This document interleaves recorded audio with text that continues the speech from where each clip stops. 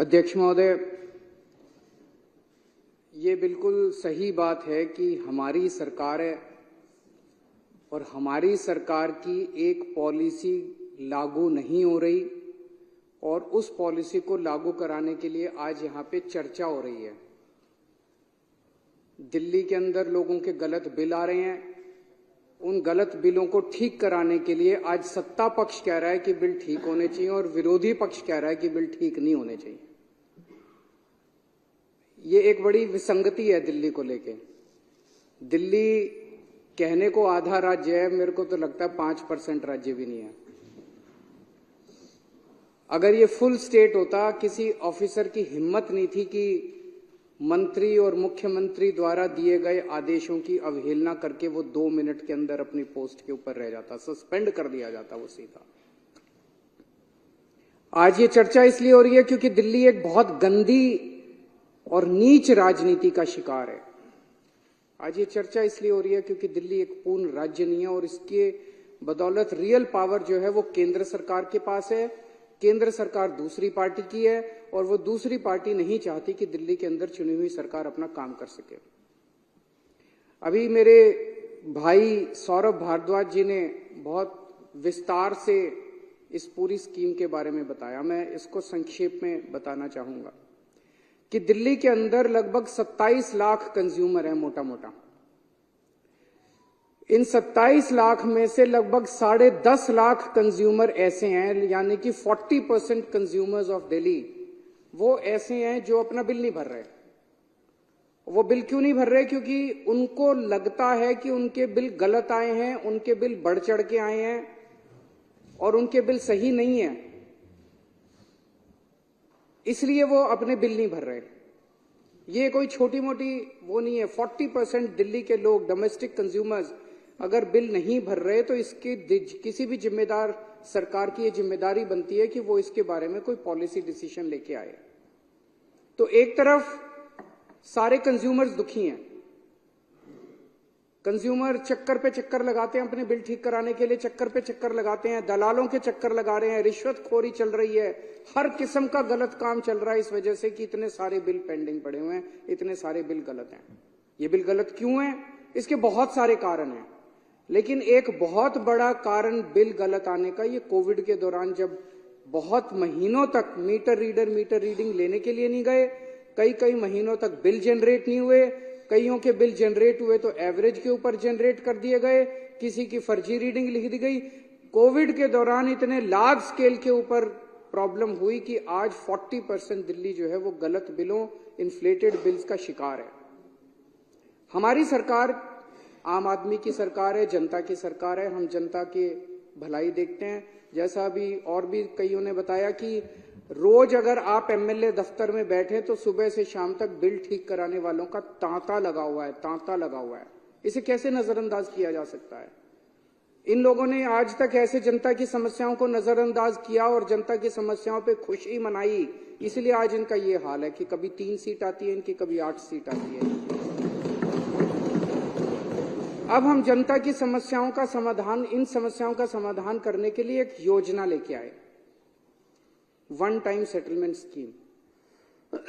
इस योजना में मोटा मोटा ये है भाई, पिछले 2, 3 साल, 4 साल जब से आपने बिल नहीं दिए, उस दौरान अगर आपकी 2 या 2 से ज्यादा ओके रीडिंग मिलती है, ऐसी रीडिंग जो आप भी सहमत हो, जल बोर्ड भी सहमत है, 2 या 2 से ज्यादा ओके रीडिंग है तो उनको मान लिया जाएगा, उसकी एवरेज ले ली जाएगी और उसकी एवरेज से बाकी सारे महीनों को मल्टीप्लाई कर दिया जाएगा। भाई आपकी एक रीडिंग आ रही है मान लो 18,000 लीटर, एक रीडिंग है 21,000 लीटर, आप कहते हो ये 2 सही है, तो 21 और 18 39,000 लीटर हो गई। 39 को 2 से डिवाइड किया, 19.5 हो गया, ये आपकी एवरेज रीडिंग। तो जितने महीनों का आपने बिल नहीं दिया उतने महीनों का इसके हिसाब से मल्टीप्लाई करके आपका बिल जनरेट कर देंगे।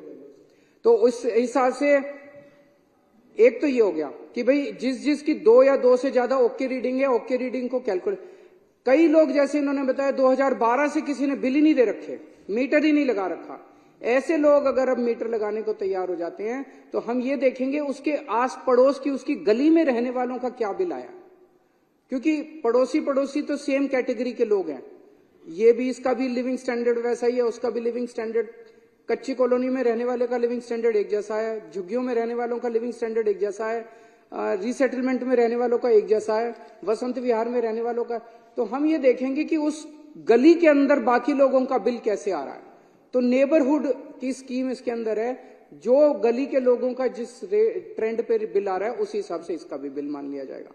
इतनी अच्छी स्कीम, इतनी शानदार स्कीम कैसे कहां हो सकती है, इतनी सही स्कीम है। इसमें भी अगर कुछ कमियां तो हम इनके साथ चर्चा करने को तैयार है। बीजेपी वाले आए बैठे हमारे साथ चर्चा करें, कुछ चेंजेस बताएंगे, हम चेंजेस कर लेंगे, उसके अंदर कोई दिक्कत नहीं है। हम तो जनता के लिए काम कर रहे हैं। तो इसमें मान लीजिए किसी का अब एवरेज आ गया 20,000 लीटर से कम, तो 20,000 लीटर से कम अगर हो गया तो उसके 5-7 साल का सारा बिल माफ हो जाएगा। और अगर किसी का ज्यादा आ गया तो उसका ज्यादा के हिसाब से एलपीएससी और इंटरेस्ट माफ करके और हम बाकी बिल उससे ले लेंगे। हमारा अपना अंदाजा है कि इस हिसाब से लगभग 10.5 लाख में से 90% से ज्यादा लोगों का पानी का बिल जो है वो 20,000 लीटर से कम आएगा और उनका सारा पुराना बिल माफ हो जाएगा, बिना एक भी पैसा दिए उनके दफ्तरों के चक्कर बंद हो जाएंगे और वो अपना सुख शांति से जीना शुरू कर देंगे। दूसरी तरफ जल बोर्ड दुखी हो रहा है, क्योंकि जल बोर्ड के 10.5 लाख कंज्यूमर बिल नहीं दे रहे। वो हर बार फर्जी बिल रेज कर रहे हैं, हर बार अपने खातों में दिखा रहे हैं। जल बोर्ड का रेवेन्यू फंसा हुआ है। जल बोर्ड का अगर 20,000, जितने 90% लोगों के बिल माफ होंगे, जल बोर्ड को उतना पैसा दिल्ली सरकार से मिल जाएगा, क्योंकि दिल्ली सरकार रिइंबर्स करती है सारी सब्सिडी। तो जल बोर्ड का रेवेन्यू आ जाएगा। जल बोर्ड का रेवेन्यू हजारों करोड़ रुपए आज लॉक हो गया इसके अंदर। इतनी अच्छी स्कीम है ये। जैसा इन्होंने बताया 13 जून पिछले साल 2023 को इस स्कीम को पास किया गया था और इसे तो तुरंत लागू कर देना चाहिए था। 8 महीने हो गए, आज 8 महीने हो गए हमें इन अफसरों के और इनके वो करते करते, लेकिन इन्होंने करने से मना कर दिया। आज स्थिति ये है कि इस स्कीम को कैबिनेट में लाना है, कैबिनेट पास करेगी तब ये स्कीम लागू होगी। इसके लिए फाइनेंस सेक्रेटरी को इस पे अपने कमेंट्स देने हैं। फाइनेंस सेक्रेटरी ने फाइल पे लिख दिया मैं कमेंट्स नहीं देता। सोचो किसी अफसर की हिम्मत है, उसने फाइल पे लिख दिया फाइनेंस सेक्रेटरी ने मैं कमेंट्स नहीं देता। मैं बिदूरी जी कह रहे थे मेरे से सीख लो, जरा सिखाओ अब उसका क्या करें हम। तो मैं बाद में मिल लूंगा, चाय पे आना, चाय पे बता देना कि फाइनेंस सेक्रेटरी ने फाइल पे लिख दिया मैं कमेंट्स नहीं देता। सौरभ भारद्वाज जी यूडी मिनिस्टर हैं, इन्होंने यूडी सेक्रेटरी को लिखित आदेश दिया कि इसको प्रस्ताव को कैबिनेट में लाया जाए। यूडी सेक्रेटरी ने फाइल पे लिख दिया मैं इसको कैबिनेट में नहीं लाता जब तक फाइनेंस सेक्रेटरी कमेंट्स नहीं देगा। फाइनेंस सेक्रेटरी कह रहा है मैं कमेंट्स नहीं दूंगा, यूडी सेक्रेटरी कह रहा है जब तक ये कमेंट्स नहीं देगा मैं। तो हमने इन दोनों को और भी अफसरों को बुलाया, इन मंत्रियों ने, इन्होंने मेरे को बताया मंत्रियों ने कि क्या चल रहा है, क्यों कर रहे हो ऐसा। तो अध्यक्ष महोदय आपको जान के ताज्जुब होगा कि 1-2 सीनियर मोस्ट आईएएस अफसर प्रिंसिपल सेक्रेटरी लेवल के फूट फूट के रोने लग गए, आंसू बह रहे थे उनकी आंखों से। ये उम्र रोने की नहीं है, एक आईएएस अफसर को इस तरह से मैंने रोते हुए नहीं देखा। फूट फूट के रोने लग गए, बोले जी हमारी नौकरी का सवाल है, हमें धमकी दी जा रही है। हमने कहा कौन दे रहा है? कहता हायर अप्स। हायर अप्स का क्या मतलब है आप लोग सोच सकते हो। ऊंचे से हमको धमकी दी जा रही है कि अगर तुमने ये स्कीम पास कर दी दिल्ली वालों के लिए तो तुमको सस्पेंड कर देंगे। अगर तुमने ये स्कीम पास कर दी, इसलिए ये इतना लड़ रहे हैं। सर्विसेज करते रहते हैं, क्यों करते रहते हैं ये? नीयत खराब है इन लोगों की। सर्विसेज चाहिए, सर्विसेज, इसीलिए उनको धमकी दी जा रही है तुम्हें सस्पेंड कर देंगे, तुम्हें नौकरी से निकाल देंगे, तुम्हारे को जेल भेज देंगे, ईडी सीबीआई छोड़ देंगे तुम्हारे पीछे। वो बोले जी आप हमें, सर आप कहो तो इस्तीफा दे देंगे हम नौकरी से, लेकिन ये स्कीम हम पास नहीं कर सकते। एक तरह से दिल्ली के अंदर एक सीरियस कॉन्स्टिट्यूशनल क्राइसिस पैदा हो गया है, जिसके अंदर ऑफिसर्स ने लिख के दे दिया है कि हम काम नहीं करेंगे। अगर वो काम नहीं करेंगे, ऑफिसर्स लिख के दे रहे हैं कि काम नहीं करेंगे, सरकार कैसे चलेगी? क्या सरकार 2 दिन भी चल सकती है? क्या ये शोभा देता है केंद्र सरकार को, बीजेपी को ये शोभा देता है। इस स्थिति के अंदर उन्होंने दिल्ली की चुनी हुई सरकार को लाके खड़ा कर दिया है। और इस सारी के पीछे कौन है? इस सब के पीछे बीजेपी है। बीजेपी दिल्ली वालों से नफरत करती है। दिल्ली वाले दुखी होते हैं, बीजेपी में खुशी की लहर दौड़ जाती है। दिल्ली वाले दुखी हैं, दिल्ली वाले बीमार होते हैं, बीजेपी वाले आनंदित होते हैं।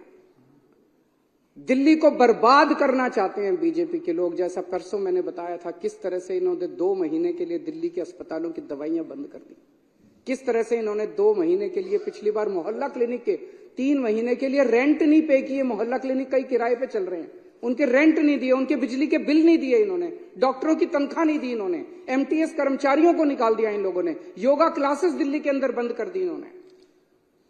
दिल्ली वालों से इतनी नफरत करते हैं ये लोग। और मैं दिल्ली वालों को कहना चाहता हूं, जब तक आपका बेटा जिंदा है, इन बीजेपी वालों के सामने दीवार बन के खड़ा है, बाल बांका नहीं।